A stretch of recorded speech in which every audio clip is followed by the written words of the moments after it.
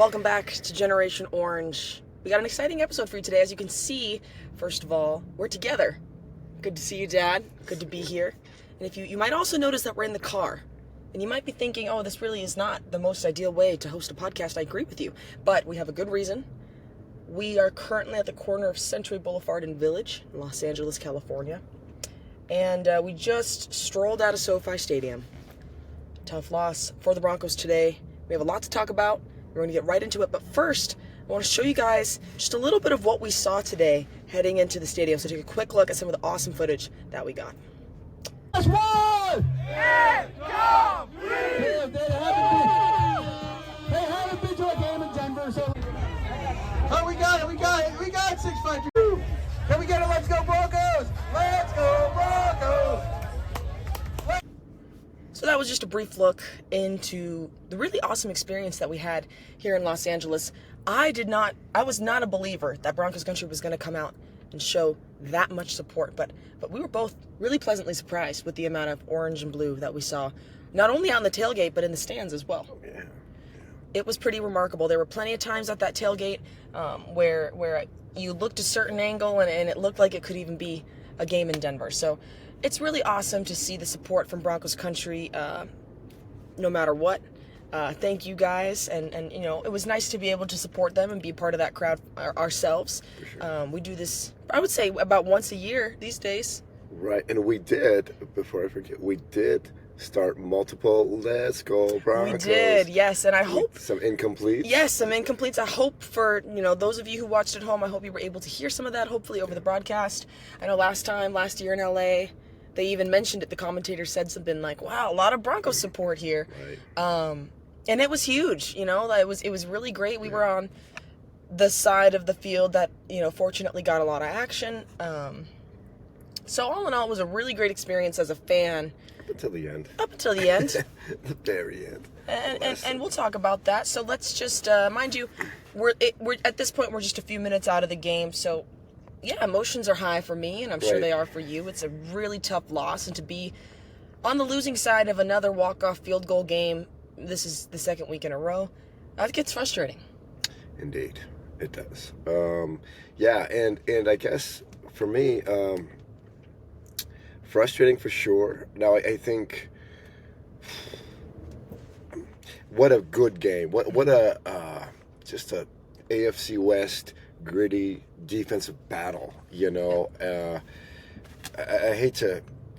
I mean, hey, it's tough when you see a team lose a big game like this, but at some point you still have to appreciate, wow, that's what it's all about, and it's just, this is, when you look at the Broncos and the Chargers and the Chiefs and the defense that they play, even the Raiders play pretty good defense sometimes, so it's just a defensive division, and that kind of resonated with me, but yeah, and then that first play, that the flea flicker to Mims, which was just inches, overthrown a little bit, maybe he could have got whatever, kind of set the tone for what the game was, which was heartbreaking. Yeah. And also inches away. Right. Game of inches, like they say, Yeah. Gosh, yeah, the big plays that were there that we didn't execute. The one big play to Court that we did execute was amazing. Oh, right. But then later on, you miss him, and he's wide open. Yeah. So it is a game of inches. I'll start off by saying this. Do not blame that game on the defense. No. I don't care who you play, whether it's a high school team, a college team, much less an NFL team. When you can't get any first downs in the first quarter, you're not going to beat any of those teams that we're talking about, any of them. And I think that there was a lot of positivity on the offense. And I know, Twitter warriors are going to have their feelings about that. Right. This is not, in my opinion, time to hit the panic button on Bo. He's an emotional young guy, and I understand that when you are looking at the specific plays, like especially the overthrown ones to Mims and to I think there was even an overthrown to Troy Franklin at some point. Yeah. And obviously Court. At the end, right. Yeah. It's easy to kind of pin those as, as if that was going to be the entire story of the game. Right. But realistically, when you're an NFL team and you're playing a team that, let's be honest, They have a really good chance of winning the division. I think that they're a splendid team. I think Justin Herbert is great, and I think that they have improved a lot since last year. And they're going to be in the playoffs. I do believe that. If you want to beat those kinds of teams, you got to be able to play all 4 quarters. And I actually think that the Broncos played well enough to the point where there was times that they had control of that game. Right. And I think if we would have been able to establish that a little bit early on and not just have a really dead offense, that, it would just be interesting to see how things would change if we're that dominant and that successful on offense right out of the gate, the way that they did and were coming out of the half. I mean, what an incredible drive, especially for J.K. Dobbins there. Right, and I'm just kind of hitting me now. The game was never a 2-score game one way or the other. It was, I think a 7-point lead was the biggest lead anybody had. Which is really kind of the opposite of last week when it was a scoring game, right? And so I feel like you have to make those plays. And I want to back to the Bo thing. And I'm Bo's biggest supporter. I'm a believer, right? And that's not going to change. But I will say, because even going back to last year, he had a tendency to overthrow deep balls.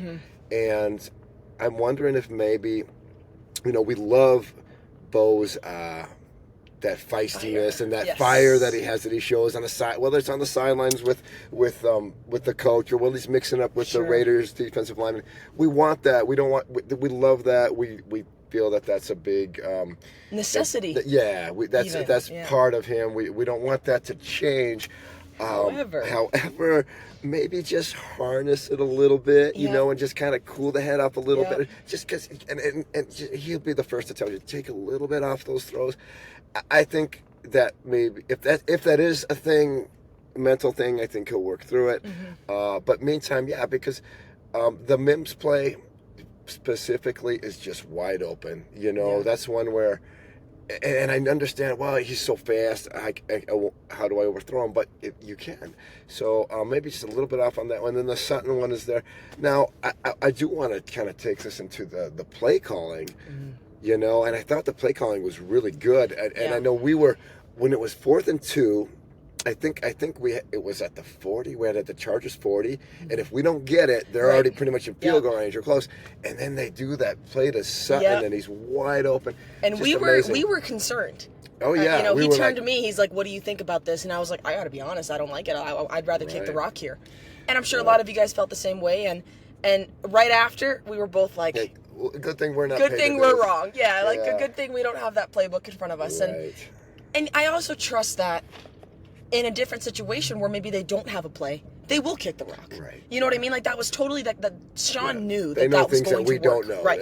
Hello, they're getting paid, and here we are paying to go check them out. So that's true, and I agree that the play calling was well done on this game, especially. There were some concerns with it. I know week 1 and week 2, but I think this is the first time where you really see it. Just Bo looked. How do I say this?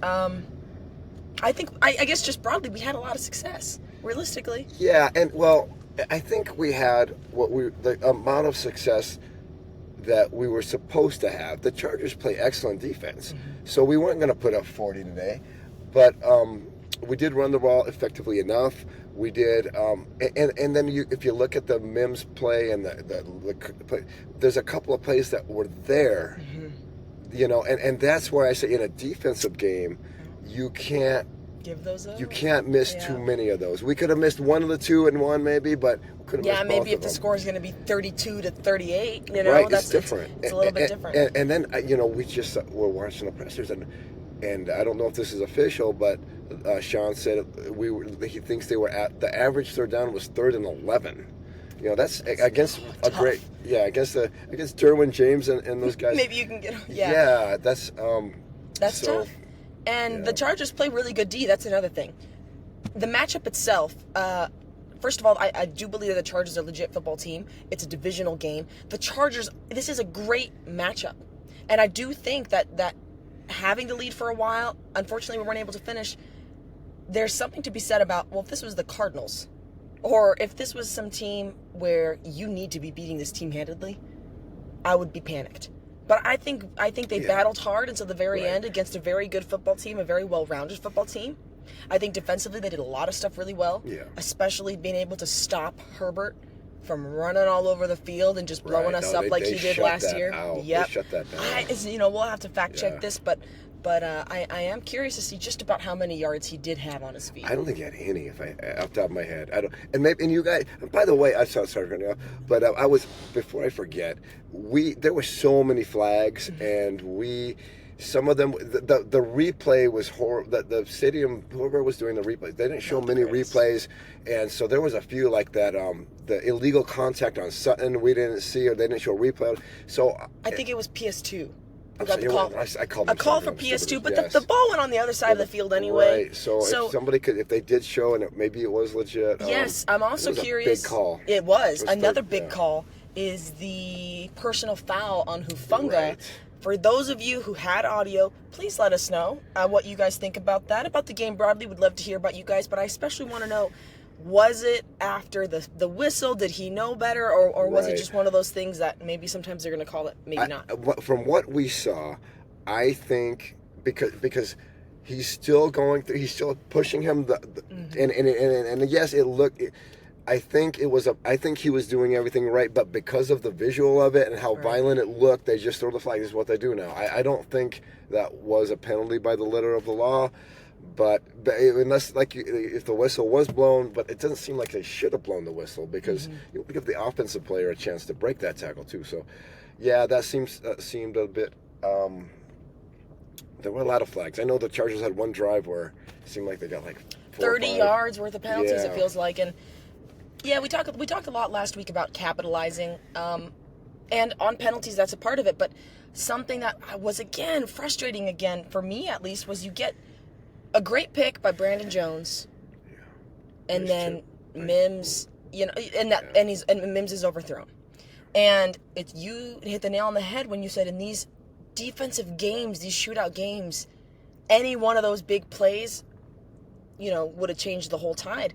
And so you definitely can't afford to, first of all, not have any first downs in the first quarter. And second of all, when your defense does put you in a position to light up the scoreboard, you have to do it every time. At least, get the field goal. Yeah. So that's a frustration that I had. I think there was some problems on special teams again. Yeah. Including the offsides penalty, which gives LA the first down. Oh gosh, I forgot about that. Yeah, That it felt like a long time ago, but it was a killer. Yep. And that was a huge stop by the Broncos that got switched over, and that's another one of those things. Like when it's going to be close like that, and Peyton mentioned in his presser that they anticipated that it would be. You just can't be giving away first downs like that. Yeah, they need to. I mean, and that goes back to last week too. And then even the week one there was too many penalties. They have to figure that out. That's just mental, right? Certain ones, yeah, they're going to happen, but the pre-snap stuff, I know we had to burn a timeout in the first half for whatever reason, and they got to get that figured out. But I mean, I will say this. And there's no moral victories. This is a tough loss. We're right on the cusp of being 2-1. This is not. I'm not trying to. What I want to say is I feel like this was still one of the better games we've played in the last couple of years, where we looked like a legitimate contending caliber team. And I don't want to give Chargers too much credit, but they've been playing very well. All right, they had a good season last year. They're playing better, and there's no reason to believe we won't take care of business in Mile High when they come. That's how I feel, and I don't also feel like this is a playoff team. We're 1-2, but I'm confident we're going to make the playoffs. The division is still there for the taking. We have to beat them at Mile Denver, High. That's pretty much a given if we want to win the division. We'll probably have to at least split with the Chiefs. We'll probably have to sweep the Raiders. We're probably looking at having to go 4-2, something like that. But my goodness, when I've been thinking about this game this week, what I keep coming back to is, and I've been a football fan since like the mid '80s, right? Mm-hmm. And I always have known that the divisional games are important, but this now this year, this season, it's even more important. It's just like, man, it's just, these games are like mini playoff games or something, Yeah. So yeah, this one stings, because can we just get that another first down? Can we just if we could have got a touchdown instead of a field goal on that last drive where we got to the 3.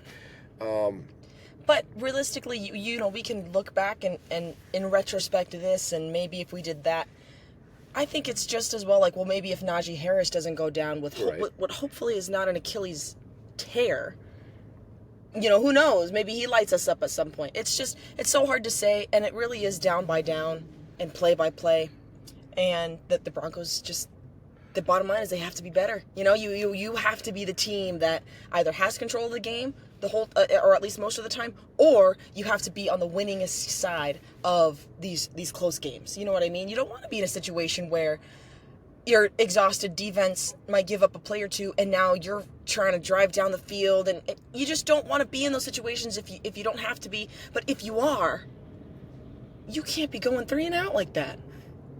Yeah, I mean, I don't know. It's tough. This one hurts. I was walking out and I was telling my dad, we grew up obviously in different football times, and so you grew up like especially hating the Raiders, right? They were better back then.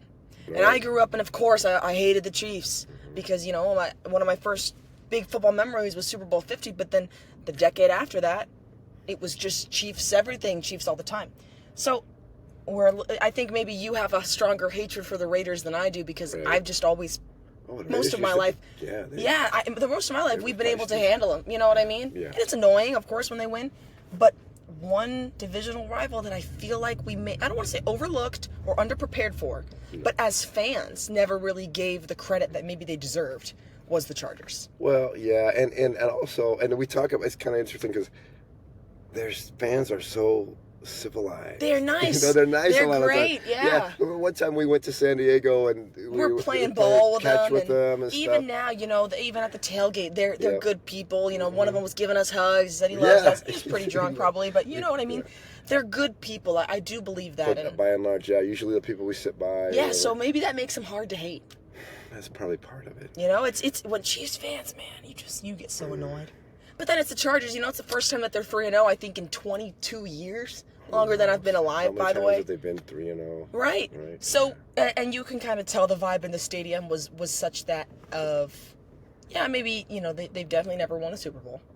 So these kinds of wins are just that much more exciting because they don't even know what the ceiling is yet. Right. And for, you and I, you've seen 3 and I've seen 1, so we have very high expectations for this team, and you and I are always thinking Super Bowl. Yeah, pretty much. Even in the Drew Lock days, and even in the Nathaniel Hackett days, there's a way. Yes, when everyone in the AFC was 7-5, there's a way that we're gonna get. We just win this one, and then maybe. Yeah, but then you lose to New England on Christmas Day, and there goes that. But anyways, enough about last year. Let's get back to this year. Let's get back to this year. We got a big game on Monday night. And this might actually be a really good time for this matchup, especially. Obviously, Cincy is without a quarterback, and they just got beat up bad by Minnesota. So what do we have to see to not only win, I believe it's in Cincy? It must be at home. I believe it's at home. Could be wrong. To not only win, but I think this is also a game that we should win handedly even. The Vikings certainly did. Mm-hmm. What we saw, we didn't see the highlights. Yeah, no, I mean, I'll say this, though. I think we've seen this team. Last year, they remember after the Kansas City loss, which was gut-wrenching, they came out, had a really good game. We had a gut-wrenching loss last week. I thought they came to play today for the most part. They really did. They still lost, but now another gut-wrenching loss. Mm-hmm. They're going to be put to the test, right. Mentally. And, but I like that. I think I like this group. I think they'll be fine. And I think, and we were talking to a fan. He actually, the guy with the Miners jersey. Yes. There's like 3 or 4 Miners jerseys total that we saw. Yes, and just for reference, he's got a Quinn Miners jersey on right now. It's not Mecklenburg, guys. It's not Carl Mecklenburg, which is what a lot of people think. Yeah, right, which is great. But But anyway, so we say another guy with a Miners jersey. So we started talking, and then I said, we're going to be all right. And he's like, yeah. I feel like, it's not 1 and 2 is not great, but it's still 2 losses. And this was a road divisional game against who may be the best team in the division right now. They certainly are. Right. The so Kings. Chiefs, Raiders, Broncos. Right. All the way. So I think it's safe to. I mean, and the Chiefs. I know they'll probably stomp. They'll probably crush the Giants today. So the Chiefs are still in it till proven otherwise. But right now, the Chargers are the boss. For this, the Chiefs are 0-2. Do you think that there's anybody with a sound football mind who's saying the Chiefs aren't going to be playoff contenders? Right. There's probably win 10 or 11 games. So Broncos country, more. Yes. As much as this hurts, it's week 3. And I'm not discrediting how important it is and how much you learn about your team in these first 3 weeks, but it is really just week 3. First Russ year, we went 3-0. Or second year with Russ? 3-0? I believe so. We never went 3-0 with Russ. Are you sure? Yeah, because the first one was the Seattle game, and then the second year was with Peyton, and we started 0-2. Was it the Teddy Bridgewater year that we went 3-0? I think it was Bridgewater we went 3-0. Really? Yeah. Yeah. My mistake, guys. Don't put me on that. But either way, and then we maybe had 7 wins that year, if that. Right. So it's week 3. It's week 3. Yeah. And you only know so much. And the reality is, you are not only going to have to beat these teams, but you're going to have to continue to get better. Every single week in and week out, if you want to be in games that matter come week 15. Yep. And I think the Broncos are a perfect example of that. They've got a good defense in place, and they've got good things, but in moving the right direction offensively. They ran the ball pretty well today. That's just too many 3 and outs. They didn't really get to put the carries up there. But they, Dobbins still put together a nice game, and so we see some things happen offensively. But yeah, the penalties need to get cleaned up. Bose maybe needs to work on the deep ball a little bit. There's things to work on, and I think just overall, you want to be clicking. Be a little more rhythmic. Sure. But hey, you don't want to be peaking in week 3. You want to be peaking in week 13, in week 16, week 17. Yep. So, as tough, and this is a tough loss. It's still hitting it me. Hurts. We got a long drive back home. We have a long drive. We just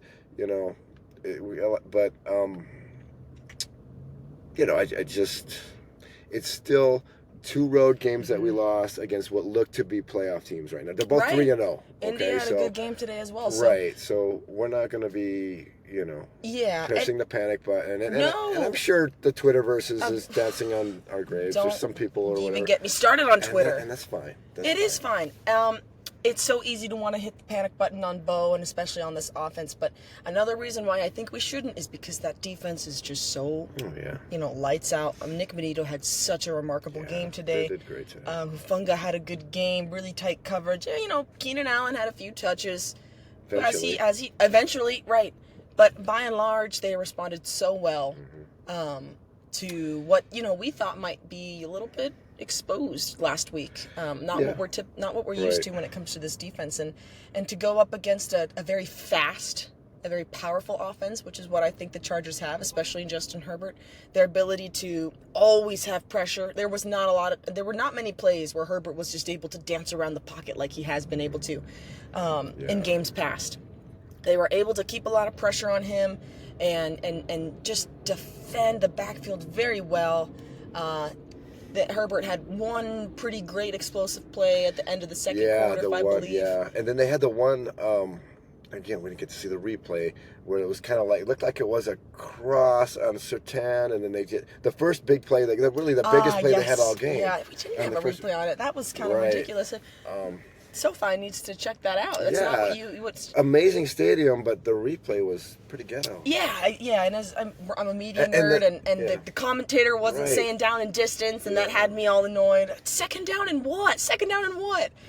The graphics for the longest time, they'd be literally at the 4-yard line, and it would say first and 6 for some reason a lot of the time, or it wouldn't even say first and goal.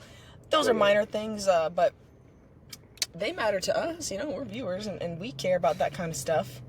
Yeah, but again, just going back to the crowd, there was a lot of great Broncos country representation, and that's key, guys. Because think about it like this: we get one game a year against these guys in Mile High, where we know how that's going to go. Right. But the other time is going to be in their backyard, but it's not terribly unpleasant. Yep. Which is good. Yes. It's one thing when for the last few years the Chargers and the Broncos has been kind of mediocre to bad teams, but now that they're both trying to compete, teams, you want every little edge that you can get. We saw what happened today. It's a game of inches. Well, it also, the crowd noise matters too, or the lack thereof. For sure. And I will also say this about the Chargers fans. There's something, and you can speak to this, I know. There's something about everyone hating the Chiefs. Yeah. Oh, yeah. That thing we saw. We're tailgating today, and where we come across, obviously, a bunch of Charger fans, and there's this one tent, and they've got this skull, this skeleton outside of their tent with the Chiefs jersey on, and it's Travis Kelce jersey, I believe, and he's been impaled, and he's bloody, and he's been gashed. It's not necessarily PG, but and I know if you want to tell them your story about. Oh yeah, the time when we went to Oakland a few years back. It was the last year that the Raiders played in Oakland, right? Monday Night Football. After the Antonio Brown. After the whole Antonio Brown. That was interesting. And you were like a freshman in high school or something, like or that. about to start your freshman. Anyway, and then that place, there was not many other Raider fans, or not many other Bronco fans. We were probably two of maybe couple hundred or something. Not even. Yeah. It was a lot. Whatever. There weren't many. Yeah. But that's, if you're a big football fan, you're okay with that. Yeah. But so I go to the bathroom, and of course there's no other Bronco, and I'm just kind of waiting in line in the bathroom, and it was kind of one of those uncomfortable. A little awkward. Things. Everyone else there's a Raiders fan. So this guy behind just kind of looks back and goes, "Don't you just hate those Chiefs?" Like, well, yes, I do. We're like, yes. Yeah. Like it's nice to get behind. We all of us can get behind this one thing, and so it was good to see a lot of that Chiefs, disdain in Los Angeles, and it's everywhere as we know. But when you're in the division with them, right, and you have to deal with them twice a year, and it's a little more. It hurts a little bit more. Yeah, that's true. We don't care. I guarantee you, the people in the AFC West, fans of other teams in the AFC West, they don't care about Taylor Swift. They care about the fact that the Chiefs have been stomping on us for a decade now. I have no problem with her. She's fine. She's great. Doing her thing. She's talented. We're not Swifties, but we like her all the same. And more power to her. Yeah, I agree. I think, I don't want to harp too much on this. I don't know if Travis Kelce's the best match for her. I think he can be a little bit of a, maybe ego kind of, maybe buffoony, whatever. We're not going to carry on. I don't know how the Chiefs always make their way into our podcast. Yeah, they do. And they're about to play. I know. We're going to be rooting for our old buddy Russ. We are going to be rooting for let's ride. Let's do it one more time with Russ and the Giants. Yes. That would be nice. That would ease the suffering a little bit. Yeah, if the Giants can come out with a win tonight, that would put a smile on my face after everything that we saw today. And I'm not, we said this before, on this stream, and it's not panic time. No. And we have a lot of things to be happy about. I think this game battled hard. God, it was such an awesome game. It was a great game. Watch. It really was. Yep. Yeah, it was, man, it was, neither team took control. It was, not till the end, it was a really good game. Special teams needs to get fixed. If I can say one thing for sure, special teams are too many. I don't know what's going on. What's going on? Yeah, that and 3 weeks in a row with either if it's either self-inflicted wounds like today with the penalty that gave the Chargers a first down when it totally. God, you said it felt like a turnover. I'll say this. Right.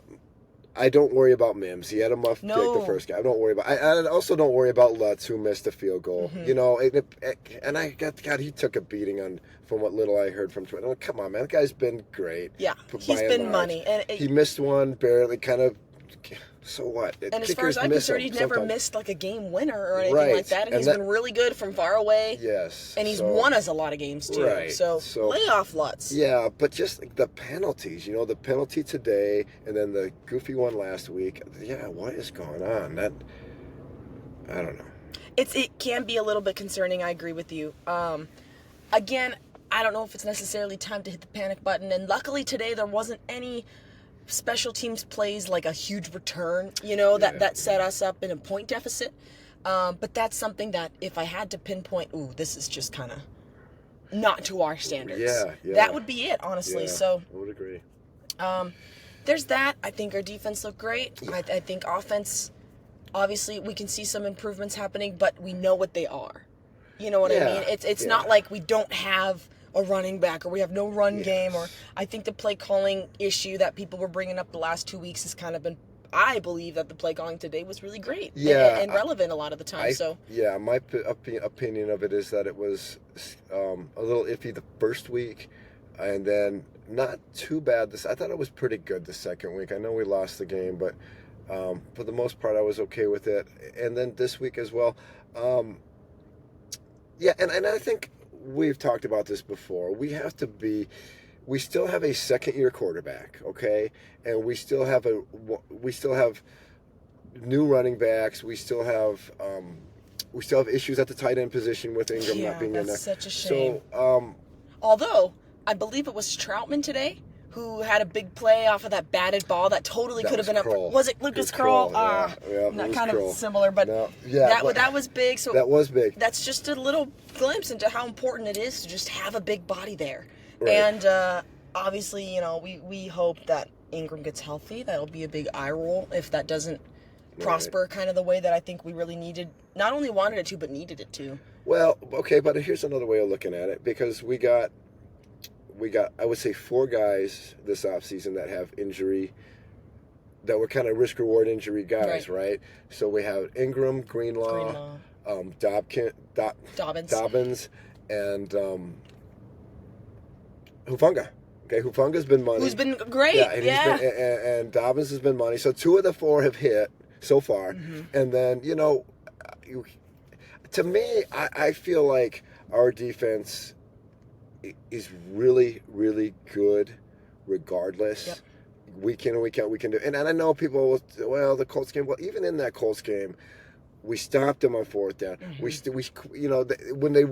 We were excellent in the red zone, and that's against a team that looks like a really good offense. Yeah. So our defense is fine. If we get Hufanga, it would just be like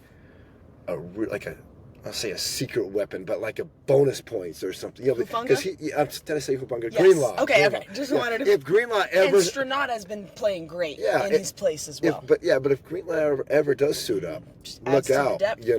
And maybe that's how it works out. Maybe they just kind of nurse him until they really, really are sure. Maybe he doesn't play. We really don't know. But hey, understand that there's always risk and reward in all decisions. And that Ingram and Greenlaw are both players that are injury prone. It's part of the reason why they were available in the first place. And part of the reason they didn't get paid at the top dollar. Yep. That they, exactly. That's how it works. So hopefully the Ingram injury isn't so bad and we can see him play a little bit. Because we don't have a Stronat. You know what I mean? Yeah. There's a big gaping void without him. Greenlaw? Or Ingram? Well, without Ingram. Oh, yes. That's whereas, and probably Greenlaw as well, but we're just still a good defense without him. Whereas with Ingram, it's like a big void in the offense. Yeah, you mentioned it. The average 3rd down was 3 and 11. Right. And that might not necessarily be the case. The Chargers did a good job of defending the run a lot of the time. So, you get into these situations, it's 2nd and 8, and, there's a sack, now it's 3rd and 11. And now we're chucking it down the sidelines to Court, which by and large, it works a lot of the time. Thank goodness. We had a lot of success today on explosive plays, but he had a great game, which is great because we didn't see a lot of him, again, last week against Indy. So we love Court here, guys. We love. And I know anyone who's a Broncos fan has got to love Court, too. Not a lot from Troy Franklin today. I think he maybe had a target or 2, but didn't no positive yards. I don't think. They play defense too, though. Yeah, they do. They did. There was. They know who he is. Yeah, they do. Yeah. So it's just another one of those things where you'd be curious to see the momentum that you might be able to get on offense if you have someone like Ingram in there, just a short, kind of powerful guy. But he's not there, so you got to make do. Unfortunately, Broncos were not able to. They didn't end up on top. That's just what it comes out to, And it's tough. Yeah. And it just, guy. That's one thing. This is just so much fun us doing this whole thing, but, and who knows? We're not like trying to be the biggest podcast out there or whatever. We're just kind of we just talk about the game anyway. Right? Yes, because this is what we do anyway. Right. So now might as well just have other people join the conversation. But I think one of the things we would like to accomplish is to connect with Broncos country, like whichever. It's so cool when we see somebody that's, oh, you came up on my feed, and so I mean. Definitely, and we hopefully will have 100 subscribers soon, so we can go live with chat, you guys, and yes, that would be awesome. But you guys already chiming in on the comments a lot, which we both really love. We love to see what you guys have to say. But this one especially, for us just wanting to get to know you guys, and we didn't see, so we would love to hear. I feel like, once we see the game, we kind of come to our conclusions about things, and whatever. We hear the commentator's perspective. You can see replays, especially. Right. That's huge. It's awesome to be there, but you can't really get as the much. Experience, right? And see the replays. It's a lot of I'm turning to you. Hey, who was that, or who tipped that ball off, or whatever. So if there's anything we missed, or anything that you feel like maybe you would explain differently, let us know. Yeah. We would love to know. We want to hear from you guys, whether you agree or disagree. We don't even know what we're talking about. Let us know. Yeah. If you think that play calling is really the issue and Bo's not him, we disagree, but let us know. Like, that's what we're here to do. Broncos country has been so good to us, and this is our opportunity to engage with that and with you guys. So let's just put some final thoughts out there, final feelings from the game now that we've kind of hashed it out, and your feelings about Monday night. Gosh, I haven't even really. I mean, obviously, I guess the fact that Burrow's not there, it's not good for the rest of the league, but it gives us a much better chance to get a win. But at the same time, hey, those receivers are just best animals, in the league. And they shredded us last week or last year or so. I don't. There's no gimmies, right? It's. But having said that, it's a game. It's after what the last couple of weeks were like, we should take care of business. That's how I feel. Take care of business. It's at home, or we don't know if I think it's at home. I think you're right. I think we I'm should like know this. 80% sure. Yeah. Sorry about that, guys. I can barely go one way. This game was so. What's the word? Consuming. Yeah. You know what I mean? That's all we were thinking about. And then we didn't even decide we were going to go to this game until like Wednesday. Or something. And it's Sunday, and we got here on Friday evening. Right. Friday late afternoon. Early yeah, and yesterday we spent the whole day just hanging out and trying to have the best time as possible. If there's any Los Angeles or any locals listening, Baja California tacos. It's a little shout out. Melts in your mouth. Yeah, we're from Arizona, okay, so we know a thing or two about Mexican food and about tacos, and believe me when I tell you, these are the best tacos. We never come here without going there. Never. Last year when we lost in SoFi, guess where we went right after? To drown our sorrows in fish tacos. And we had already been there once, like a couple days before that. That was Thursday night. I think it was Taco Thursday, too. That's right. Or and something. then we went, yeah. Good price, too. We got 10 tacos and beans and rice and 2 drinks for like $30. Yeah, it's really good place, guys. It's really good place. Seriously, go. But that's just a little thing. I agree with you. I think it's a really good matchup at a really good time for the Broncos. I think we know what we need to see. I really want to see them look like a good football team in all 3 phases. I want to see them working together. If the defense is going to get the stop, there's the touch or the field goal. You know what I mean? You mentioned it earlier today when the defense had a 35-minute break, really. After halftime, they're able to come out guns a-blazing, a nice long drive that eats up maybe... Or I guess it was kind of a quick drive. But then there was a turnover, right? Yes, exactly. That's what I mean. Yeah. So the drive for J.K. Dobbins, and then they're able to get the ball back off of I think it was a fumble recovery right away. Yeah. That's the kind of stuff is huge. So as long as we can keep doing that, I think there's a really good opportunity to really light up Cincinnati on Monday. Yeah, and I think the more it sinks in, it was just what we kind of thought it would be. A slug. It was a physical, defensive AFC West battle. Yep. It reminded me of the older days, like when the Raiders had really good corners, or even the Chiefs would have. It was like a lot of games like that where touchdowns are more of a premium. It's kind of, I like it. I like defense, and I agree. I'd much rather have this kind of game than be. Yeah, whoever has the ball last wins. Yeah, so many that's games not true are that way. To me, yeah. So, yeah, that's really. I mean, it's a tough day. But I don't think there's any reason to push the panic button or even look at the panic button. It's okay. They beat us at home. They took care of business. Right. They're 3-0. Good for them. Hey, all credit to the Chargers. Played 3 divisional games, won all 3. Yeah, my gosh. One in Brazil, right? Like losing a home game to the Chiefs of all teams, that's not cool. But then we'll see how they respond being the boss. Right. Now they'll be the 100 ones, okay? So, it's a lot of football left. There's a lot of AFC West games left. Yeah. So this one's tough. I'm not trying to give any kind of rah-rah speech or anything, but it's only week 3. It's week 3. Yep, which means you have 15 more weekends of Generation Orange. Hopefully a lot more. And once we get to the playoffs, which we should make that clear. We both 100% believe that this is a team that's going to be in the playoffs. Yeah. I'll let you know if my mind changes on that. But as of right now, what I saw today, it has not changed. I totally think that this team is better than they were last year and is also showing that they're better week in and week out. So, yeah, I mean, the sky's the limit really for Bo. And that's another thing. That Bo is, if there's an opportunity to be better or if there's something that he can pinpoint in himself that he needs to improve on, he will. Yeah. You're not it's not a Kyler Murray situation where you have to build it into his contract to watch film. You know what I mean? This is just a guy who works hard week in and week out, and that's it. And he wants to win. And, we watched his presser. He takes a lot of accountability, and that's who you want at the helm. So, yeah, he was hurting. Yeah.